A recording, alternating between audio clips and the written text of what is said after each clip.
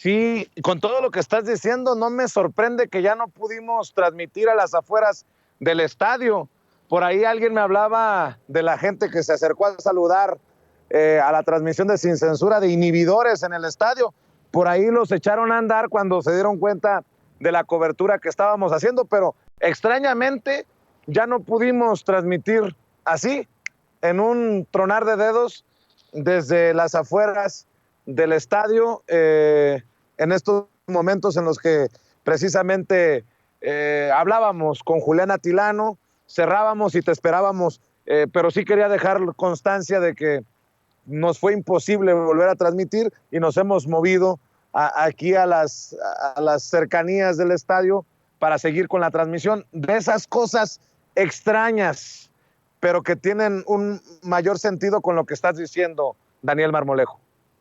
Es una operación blindaje, querido Toño. Yo dudo mucho que la información transmitida por el gobierno estatal al gobierno federal sea fidedigna. Sí, yo realmente pongo en tela de juicio esto y te lo voy a decir por qué, Toño.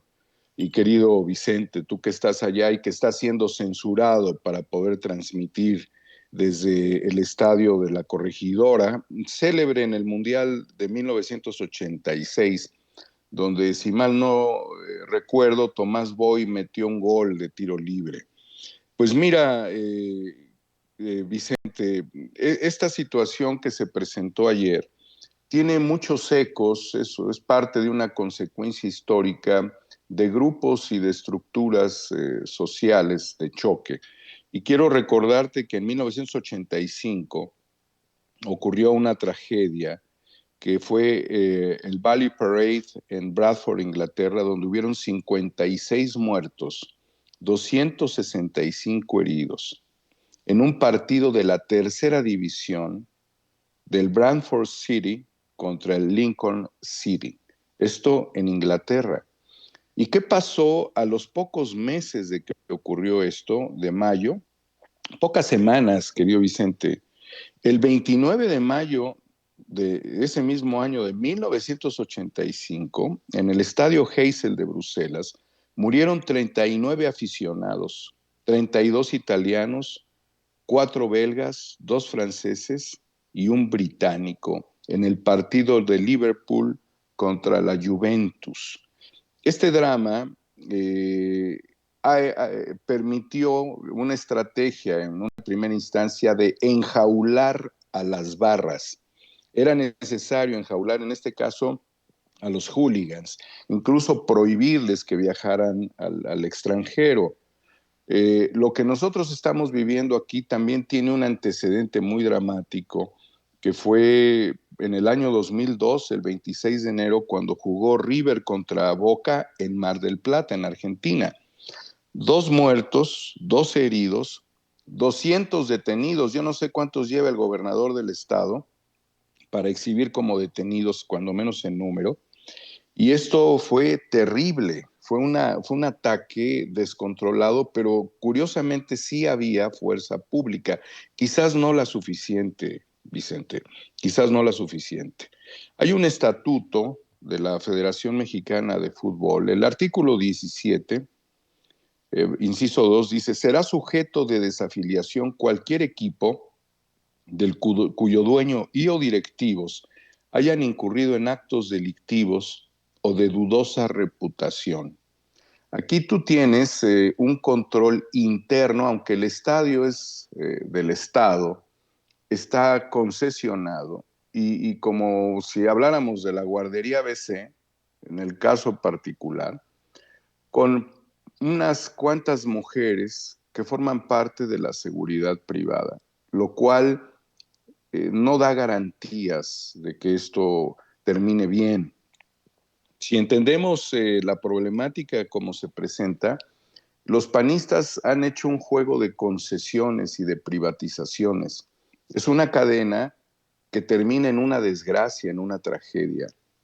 Se ha señalado, Vicente y queridos amigos, de que posiblemente hayan sido ya una estrategia de cazar entre grupos criminales.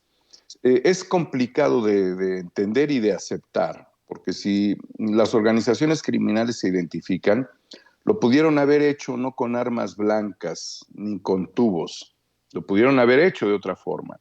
No quiero decir cuál, pero es obvio cómo son los grupos delictivos entre sí. Aquí también hay un factor importante. En el minuto en el que esto ocurre, ya el alcohol generó un descontrol mayor y la turba, junto con la apertura de accesos que debieran estar totalmente restringidos, reforzados y con bloques vacíos que sirven como áreas de amortiguamiento para evitar la confrontación, fueron abiertas. Entonces no hubo un área de exclusa. Sucedió el embate.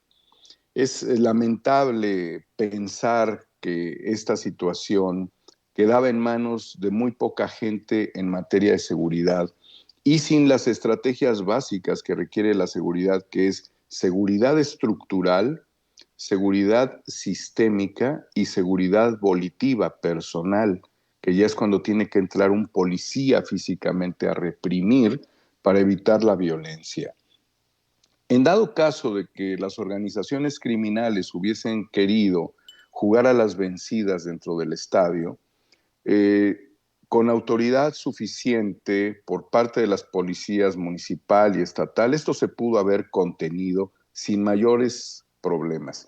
Insultos hay en los estadios, orines vuelan en los estadios, pero lo que vimos, Vicente y Toño y queridos amigos, solamente lleva a una conclusión. Y quiero enfatizar lo suficiente. Las barras bravas no son parte de nuestra identidad. Las barras bravas no deben ser aceptadas en los estadios. Los directivos que se vinculen con barras bravas se les debe de aplicar el reglamento en el artículo 17, párrafo 2, se les debe de aplicar el reglamento, porque las barras bravas en estas condiciones deben ser ya interpretadas y analizadas dentro del esquema de las organizaciones criminales. Necesitamos que vuelvan las familias a los estadios, Vicente, que quien pague un boleto entre, que si hay un espíritu de identidad, no caiga en las confusiones de tribus sociales dentro del espíritu deportivo. También señalarlo, las barras bravas no ven el partido, brincan permanentemente, impiden que la gente disfrute de un partido. Ya lo dije, los cánticos no son mexicanos, son argentinos. Es una burla para los clubes mexicanos. Y ya nada más para tratar de cerrar, Vicente, Toño, amigos, este es un fenómeno estructural porque tiene que ver también con la manipulación que se ha dado de las fuerzas básicas de los clubes, en donde hay agentes, en donde los niños y los jóvenes en formación son infelices, en donde hay órdenes explícitas de aprender a romperle las piernas al rival y de no jugar deportivamente, donde hay intereses económicos que empiezan a controlar soberbiamente a los jóvenes, tanto niñas, pero sobre todo a los niños y muchachos, porque es donde más dinero se juega, que tienen determinado talento. Porque ya lo dije también, muchos directivos hacen grandes negocios a través de los fichajes, porque hay operaciones comerciales para atraer jugadores de muy mala calidad que le quitan los sueños y las posibilidades de que los futbolistas mexicanos puedan participar dentro de todo ello. Porque las barras, como las italianas vinculadas con la camorra, fueron las que narcotizaron y pervirtieron a un gran futbolista como lo fue Maradona. Él fue víctima de las barras, no en su país, curiosamente, sino en Italia, en Nápoles. Y ahí están también los incidentes que se dieron jugando él en Barcelona, donde se generó una agresión terrible contra Maradona, y después de él estar en una recuperación dolorosísima, cuando vuelven a enfrentarse estos equipos, hubo una violencia terrible dentro del estadio. También hay que ver cómo se genera la violencia entre los futbolistas. Tenemos al actual portero de Cruz Azul, que ha sido una persona que es un extraordinario futbolista, que no ha tenido control suficiente de sus emociones en otros momentos. Comiso, quien fue uno de los personajes que estuvo dentro de el encuentro entre River y Boca en el año 2002, cuando se dio esta situación trágica en Mar del Plata, de los 2 muertos, los 12 heridos y los 200 detenidos, le embarró los tacos en la cara a Carlos Hermosillo cuando Cruz Azul gana la final contra el León. Esto nada más como anécdota de los jugadores que utilizan la violencia también dentro del estadio y que pues fue sancionado, se cobró un penal, pero esto enciende, enfurece a los espectadores, al público.